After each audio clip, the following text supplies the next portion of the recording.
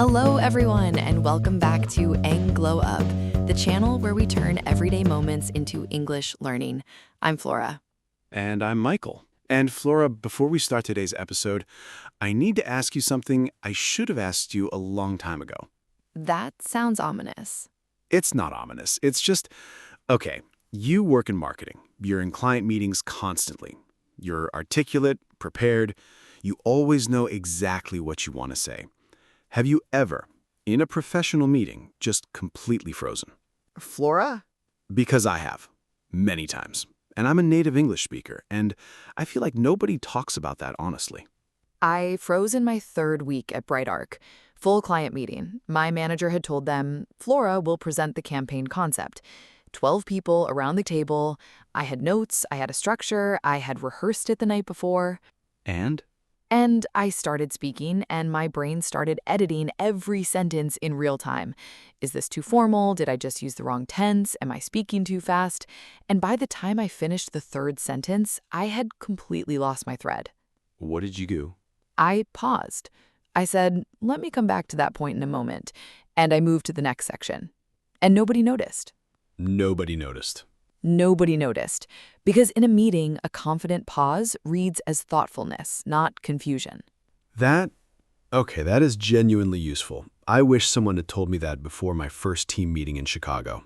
I just kept talking, faster and faster, hoping volume would compensate for coherence. Did it work? It did not work.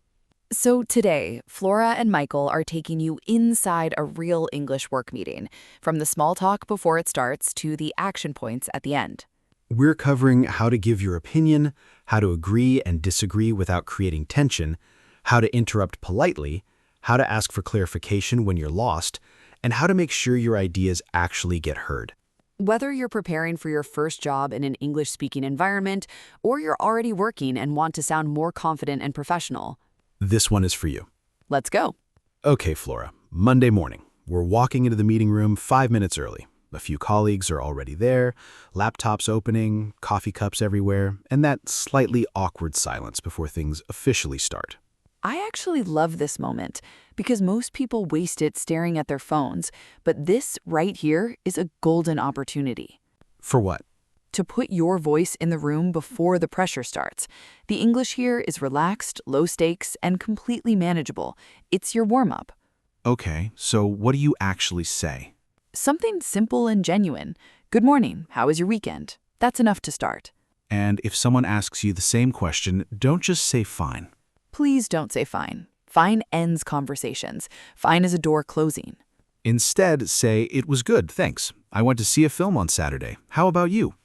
That little addition, how about you, keeps things moving. It shows interest, and it takes the pressure off you to keep talking. At Bright Arc, I have a colleague who starts every Monday meeting with the same opener. Did everyone survive the weekend? And it always gets a laugh because it's warm and it's real. It doesn't sound rehearsed. I could never pull that off. I'd say it and it would land completely flat. Because it works for him specifically. His energy matches it, which is the lesson. Find small talk openers that match your personality, not someone else's. Other natural openers for a meeting setting are, have you had a busy morning? Works any day of the week. Have you gotten a chance to look at the agenda before coming in? This one is particularly good because it moves naturally from small talk into professional conversation without feeling forced. Agenda, AGENDA, is the list of topics the meeting will cover. Almost every professional meeting has one. And if you haven't seen it, Be honest. I didn't get a chance to look at it yet. Could you give me a quick summary? Honesty presented politely is never a weakness. It is self-awareness. the meeting is about to start. People are settling in, and the meeting leader, sometimes called the chair, speaks first. The meeting leader says, right, let's get started. Thanks everyone for coming. Today we have 3 items on the agenda. First, the Q3 campaign results. Second, the new client brief from Meridian Solutions. And third, any other business. Any other business, you'll hear this constantly in professional meetings. It just means, is there anything else anyone wants to raise that isn't on the list? It usually comes at the end. The leader might then say, before we begin, does anyone have any questions about the agenda? And this right here is your first opportunity to speak, even if it's something small. Could you clarify what the Meridian Solutions section will cover? Or simply, no questions for me, ready when you are. Both are valid. Both put your voice in the room early, and that matters more than most people realize. There is actual evidence that people who speak early in a meeting are perceived as more engaged and more confident, regardless of what they say. The act of speaking early signals presence. So don't wait for the perfect moment to say something brilliant. Just say something genuine and early, even one sentence. Now, the leader moves into the first agenda item. Okay, let's start with the Q3 results. Sarah, would you like to kick us off? Kick us off just means start. Very common in English. Sarah presents numbers, comparisons, conclusions, and then the leader opens it up. Thank you, Sarah. Does anyone have thoughts or questions on that? And this is where most English learners go quiet. Because they have thoughts, they have questions, but they don't know how to enter the conversation naturally without interrupting or sounding awkward. So let's fix that right now. Giving your opinion in a meeting is not about being the loudest or most confident person in the room. It's about choosing the right opener so people actually listen to what follows. Because how you introduce your opinion matters as much as the opinion itself. When I first started at BrightArc, I made a very specific mistake. I would say, I think, and then immediately give my full opinion. And it worked in casual conversations, but in formal client meetings, it sounded slightly abrupt. Because I think in a formal meeting can sound like you're claiming certainty you haven't earned yet, especially when you're new. Exactly. So I started using from my perspective instead, and the difference in how people responded was immediate. Why does that work better? Because from my perspective signals you understand others may see it differently. You're not claiming to be right, you're contributing a viewpoint. And in a meeting full of different stakeholders, that distinction matters enormously. Other useful openers are, in my opinion, the Q3 results are stronger than they look on paper. I'd like to build on what Sarah mentioned. I think the regional figures actually support her conclusion. Build on. Beautiful phrase. It shows you are listening, it connects your idea to the conversation already happening, and it makes you sound collaborative rather than competitive. If you have a suggestion, could we consider approaching this from a different angle? Or what if we looked at the regional data separately? What if? Two words that open enormous conversations. It's not a demand, it's an invitation to think together. And if you're not completely certain about your opinion but you want to contribute anyway, which happens to everyone, by the way, including people who look very certain. Say, I'm not sure about this yet, but I wonder if the timeline might be the issue rather than the budget. I wonder if. That phrase gives you permission to think out loud without committing to a position you haven't fully formed. And in meetings, honest thinking out loud is valuable. It invites others to develop the idea with you. The key thing, you don't need a perfect, fully formed idea to speak in a meeting. You need a polite opener and an honest thought. That is genuinely enough. Okay, so Sarah has presented, Flora has given her opinion, and now someone disagrees. And this is where a lot of English learners either go completely silent or accidentally sound much ruder than they intend to. Because disagreement in professional settings is genuinely uncomfortable in many cultures. And when you're operating in a second language, the nuance of how you disagree is incredibly easy to get wrong. You either say nothing, which looks like you have no opinion, or you say, no, that's wrong, which in British and American professional culture sounds quite blunt, possibly aggressive. Neither is good. Neither is good. So let's go through the full range, starting with agreement, because it's the easier direction. If you fully agree, absolutely. I think that's exactly right. That's a really good point. I hadn't considered it that way. I completely agree with Sarah on this one. You make a fair point. This one is elegant. It acknowledges the other person's contribution while signaling your agreement. Short, warm, professional. Now, partial agreement, which is actually the most common real position in any meeting. You agree with some of what someone said, but not all of it. I see where you're coming from, but I think we also need to consider the timing. That phrase, I see where you're coming from, is one of the most useful in professional English, full stop. It shows empathy. It shows you actually listened, and it creates space for a different perspective without dismissing theirs. That's a valid point. At the same time, I'm not sure the budget covers it. I agree with the overall direction, but I have a concern about the timeline. These phrases do something very specific. They separate the idea from the person. You're not saying the person is wrong. You're saying the idea needs adjusting. That distinction matters enormously in professional relationships. Now, full disagreement. Honest, direct, professional disagreement. This is the one people find hardest. I understand the reasoning, but I'm not sure I agree. My concern is, I see it slightly differently. From where I sit, with respect, I think there might be another way to look at this. use with respect carefully. It signals that what follows might be challenging, but you're delivering it professionally. It's a flag that says, I'm about to push back and I'm doing it with full awareness of the room. And if someone pushes back on your idea, don't collapse and don't dig in defensively. Both reactions damage your professional reputation. Instead, say, that's a fair challenge. Let me think about that. Or, you raise a good point. I'd like to revisit my position on that. Revisit my position. 4 words that make you sound like a senior professional. Because intellectual flexibility, genuinely changing your mind when someone makes a better argument, is one of the most respected qualities in any professional environment. Michael, tell them about the Chicago meeting. Oh, okay. So my first month in Chicago, new job, I was in a team meeting and I disagreed with my manager's proposed timeline for a project, which was already ambitious for a first-month employee. Ambitious is generous. It was not smart, but I disagreed. And instead of saying, I see it slightly differently, I said, I don't think that timeline is realistic. Directly, to the manager, in front of the whole team. Directly to the manager in front of the whole team. And the room went very quiet, and my manager looked at me for about 3 seconds that felt like 3 years. What happened? He said, interesting. Tell me more. And I realized my timing was wrong, but my instinct was right. The timeline wasn't realistic. He knew it too. But the way I said it created tension instead of conversation. The same words, I don't think that timeline is realistic, said as, I have a concern about the timeline, could I raise it, would have landed completely differently.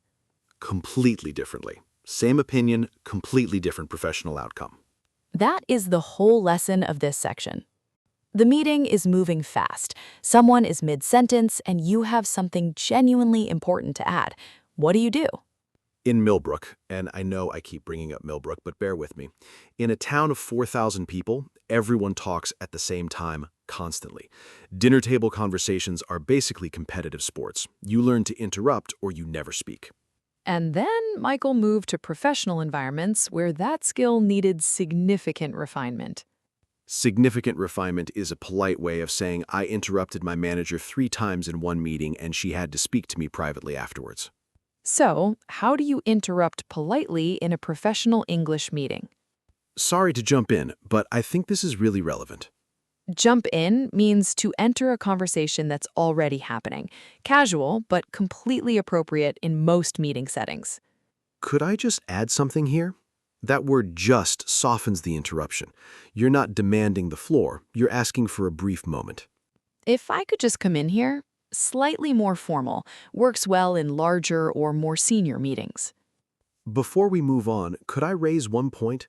Particularly useful when you sense the topic is about to shift and you haven't spoken yet. And if someone interrupts you, which will happen, you can hold your ground calmly with, sorry, could I just finish my point? Said with a calm voice and a slight smile. Not defensive, not aggressive. Just, I have something to say and I'd like a moment to finish it. Or, I'll come back to that in a moment. Let me just finish this thought. You are not being rude. You are managing the conversation. And conversation management is a professional skill that people notice and respect. Okay, real scenario. The finance manager has just explained the new budget allocation process using approximately 11 words I don't fully understand. And I nodded anyway. Because nodding felt safer than admitting I was lost. And then I left the meeting with wrong information. And wrong information leads to wrong actions, which leads to a very uncomfortable follow-up conversation. Which has happened to me more than once. So, ask. Always ask. Here is how to do it without feeling embarrassed or unprofessional. Sorry, could you clarify what you mean by restructuring the budget allocation? Clarify is a professional word that means please explain that more clearly. It sounds careful and precise rather than confused. I just want to make sure I understood correctly. Are you saying the Q4 budget will be reduced? That phrase, I just want to make sure I understood correctly, is genuinely how very senior professionals ask for clarification. It signals thoroughness, not confusion. I use it at BrightArc regularly, and nobody has ever thought less of me for it. Could you give an example of what that would look like in practice? Asking for an example shows you're thinking about implementation, not just absorbing information. It marks you as someone who is already thinking about execution. Sorry, I didn't quite catch that last point. Could you repeat it? Didn't quite catch means didn't quite hear or understand. Honest without sounding completely lost. And this one, just to confirm, who is responsible for that action point? Action point is a task that someone has agreed to complete after the meeting. You will hear this in every professional English meeting. Always confirm your action points before you leave the room. Because leaving a meeting unsure of your responsibilities and being too embarrassed to ask, that is a problem that gets significantly worse with time. Ask in the meeting, every time, without exception. We're now into the second agenda item, the Meridian Solutions Brief. And the meeting leader says, we need to decide on our approach. Does anyone have suggestions? And this moment, this specific moment, is where careers move or stay still. Because the people who make suggestions in meetings get noticed. Even if the suggestion gets modified or rejected, the act of contributing an idea marks you as someone who is thinking, engaged, and invested in the outcome. At my startup in Chicago, my manager used to say, bad ideas are the scaffolding good ideas are built on, which sounds like a motivational poster, but is actually true. So, how do you make a suggestion professionally? What if we scheduled a discovery call with Meridian before we finalize the proposal? I'd suggest breaking the project into 2 phases. That way, we can test the concept before committing the full budget.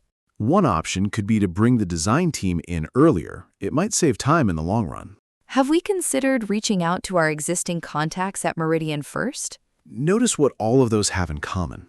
They're framed as possibilities, not demands. What if, I'd suggest, one option could be, have we considered? These phrases invite people to engage with your idea rather than defend against it.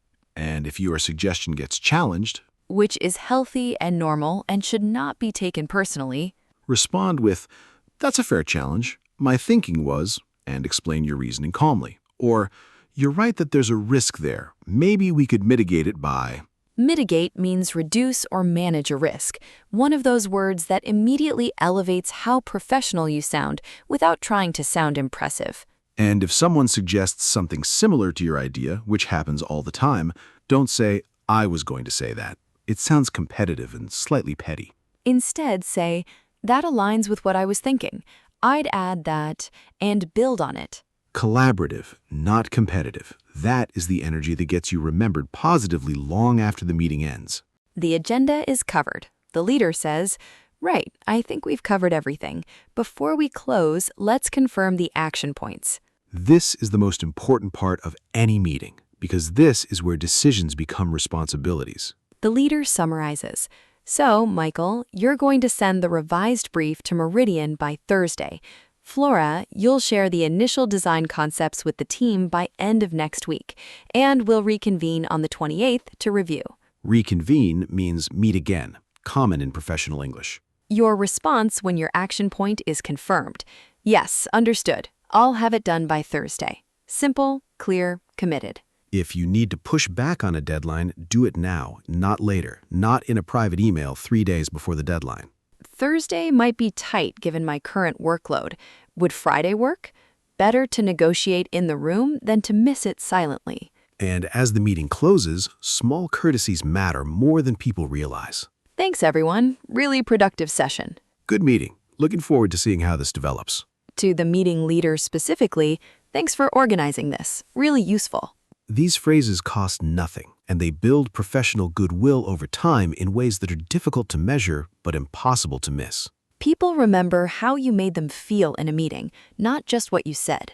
Michael in London learned that one slightly too late. You learned it eventually. I learned it eventually. And that is English in a work meeting with EngGlowUp. From the small talk before it starts to the action points at the end, you now have everything you need to walk into any English-speaking meeting and not just survive it, but genuinely contribute to it. And I want to say something to anyone who has ever sat in a meeting with a good idea and said nothing because they weren't sure how to say it in English. Your idea had value. The language was the barrier, and today we removed it. If you found this useful, and I really hope you did, please subscribe to EngGlowUp. Flora and I are here every week turning real English situations into real learning. And if you're preparing for a job interview in English, which is the conversation that often comes before the meeting, we have a full episode on exactly that. Link is on screen right now. Watch that next. It covers everything from answering common interview questions naturally to what to say at the end when they ask if you have any questions. Leave us a comment below. Tell us the one phrase from today you're going to use in your next meeting. We read every single one. Until next time, Keep glowing up your English, and keep showing up with confidence, even when it's uncomfortable. especially when it's uncomfortable. Bye, everyone.